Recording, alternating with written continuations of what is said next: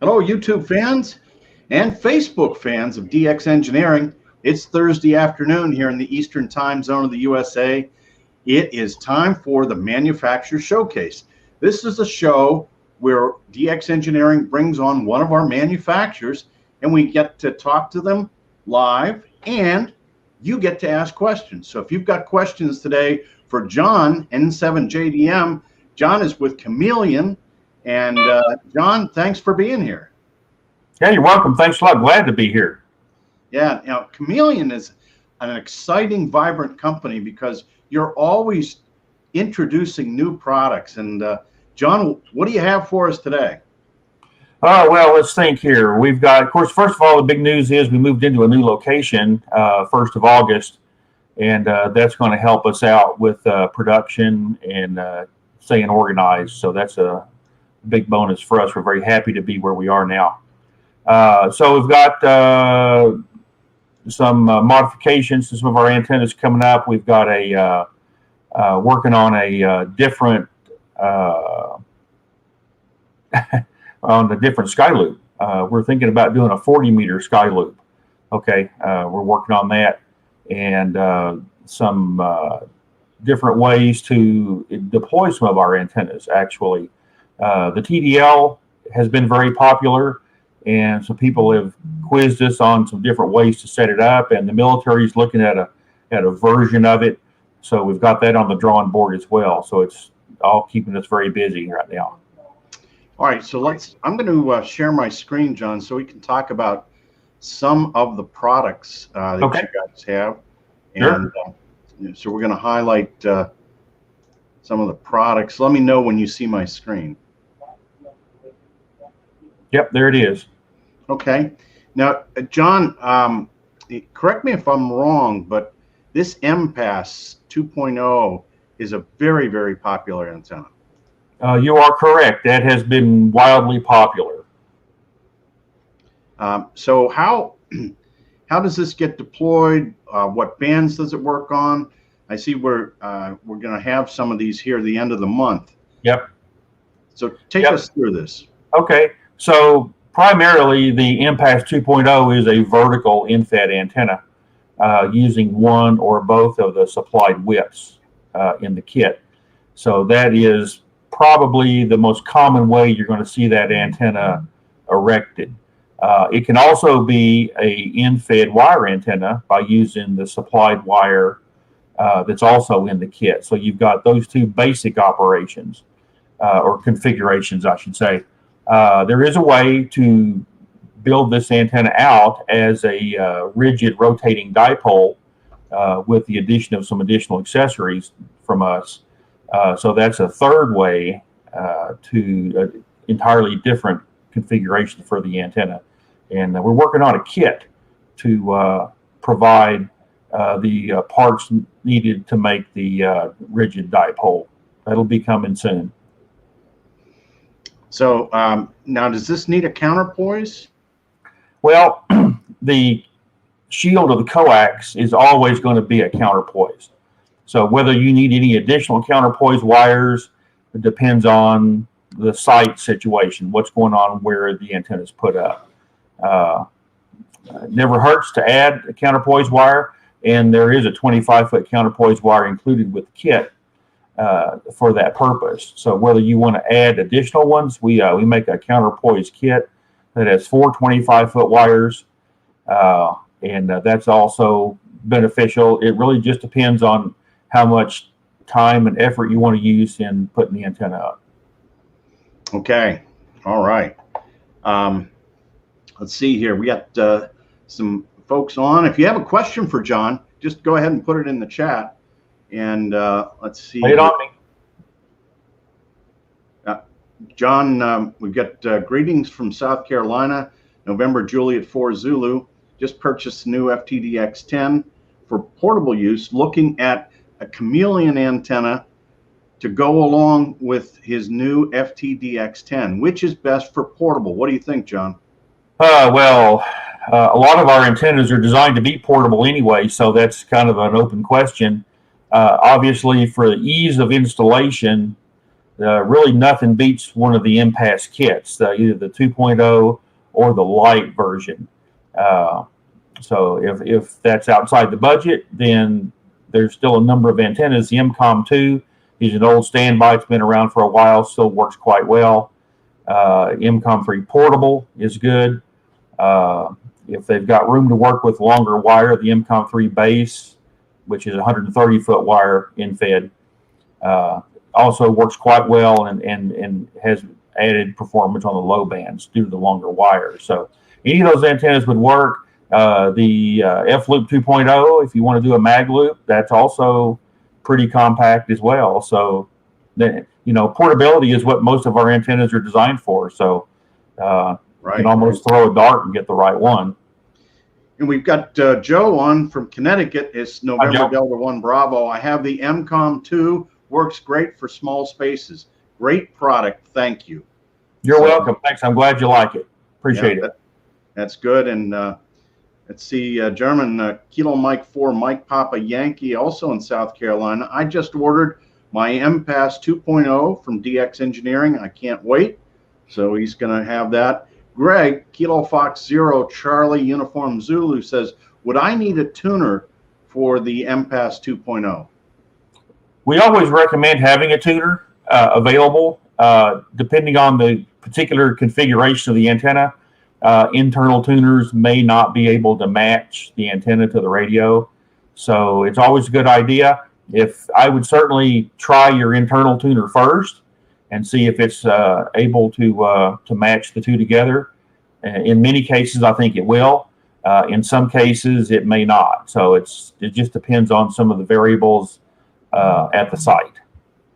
Good. And Dino says, reminds me of an antenna we used with the PRC 74 back in the Stone Age, but it works good, looks good.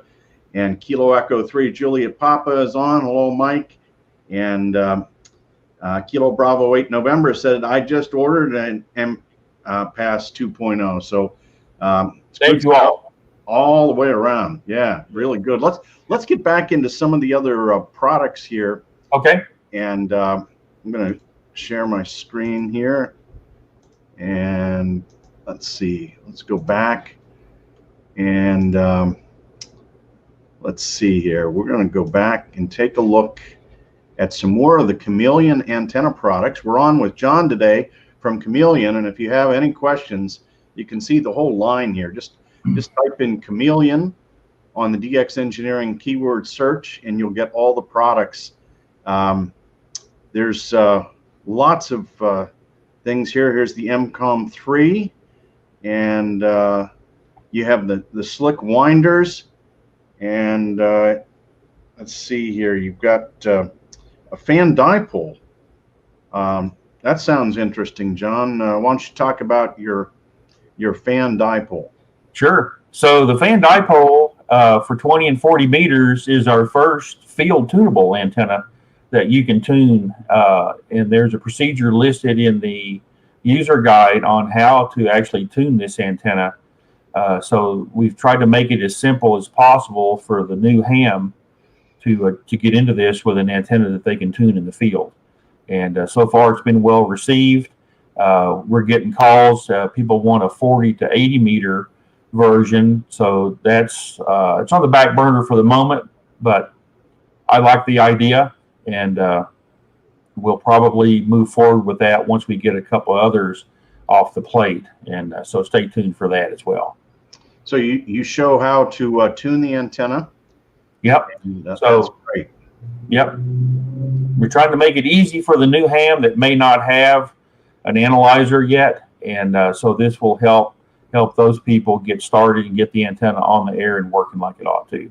Nice. That is beautiful. And here are the patterns with the antenna at 20 feet, and so really good stuff. I mean, it's a 14-page manual. You guys didn't mess around. We've always had well-detailed manuals, so there's a lot of information in there. The first section really just talks about HF and propagation in general to give people a foundation for moving forward with operating with the antenna. So we've gotten a number of comments on that, been very helpful for people to get a basic understanding of what they're doing. Yeah, boy, it's very slick looking here. This could go in a backpack, right? For Oh yeah, parks on the air, summits on the air. yep, all that. Yeah, very, very nice. Yeah, I like this a lot. Let's see what else we can find here. And back up here, and let's see. We've got. Let's see here. Here is the Sky Loop. You were talking about the Sky Loop. Yep. And So, let's take a look at that.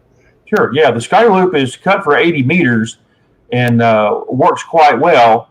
And we've had it in the lineup for some time. The 2.0 version is an upgrade from a couple of years ago, and that's has worked out easier. Primarily, the upgrade was to ease manufacture, and so that's been a popular antenna. But a lot of people don't have room for an 80-meter horizontal loop. So there have been some calls for something for 40 meters, and we're going to work on that, and that will likely hit the market here possibly before the end of the year.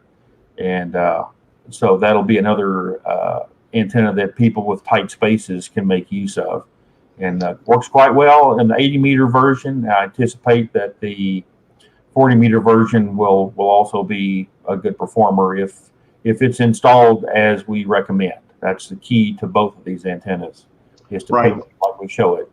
Yeah, and I mean, there's detailed instructions here. It looks like it's about 60 feet on the side. Is that right? Yep. Okay. Yep. And here you show it with the house, and show how it all hooks up. No, that's beautiful. That is really nice. Thanks. Let's go back to questions in the chat. Okay. And see what we've got here. Let's see. Dino, and down here, let's see. November 5 Golf Juliet, Quebec says, looking for portable antenna. Thanks for the info. Welcome. D. Columbus says, I use a CHALEFS with an L-Craft KX2. And so that's portable when stopping in parks on my bicycle. So small enough to put in the backpack. And yeah, that antenna uses a lighter weight wire than our normal antennas. And quite honestly, the whole antenna is really not much bigger than the winder itself it's wrapped on. So, and typically, in most cases, doesn't need a tuner. So that is one antenna that likely you can get away without a tuner on the bands it's specified for. And that one here has gotten good reports back as well. So, like many of our antennas, that antenna really needs an RFI choke at the feed point to make it work like it's supposed to. So that's it's one of the issues that comes up frequently with people are having trouble, is they don't have a choke at the feed point. When they install a choke, then the antenna gets happy again. Good. Richard, Kilo Juliet 7 Lima Uniform Echo from Idaho. Great company and great antennas. Thanks for the info. And Dennis says, what is the maximum recommended wattage for constant duty digital modes for the Mcom 3 portable? So it depends a little bit on ambient temperature and a few other variables, but between 20 and 25 watts is about the upper limit for, say, FT8 or one of the other high duty cycle modes. Okay, 25 watts and you're going to be safe. Yep. So Okay. ultimately, as long as the SWR stays stable while you're operating, that's where your upper point is. Okay, yeah. Keep your eye on the SWR. And Joey says, I love the Mcom 3 portable with my FT991A. No extra tuner needed. So that's really good. Good news. Yeah. Thank you much. Thanks, Joey.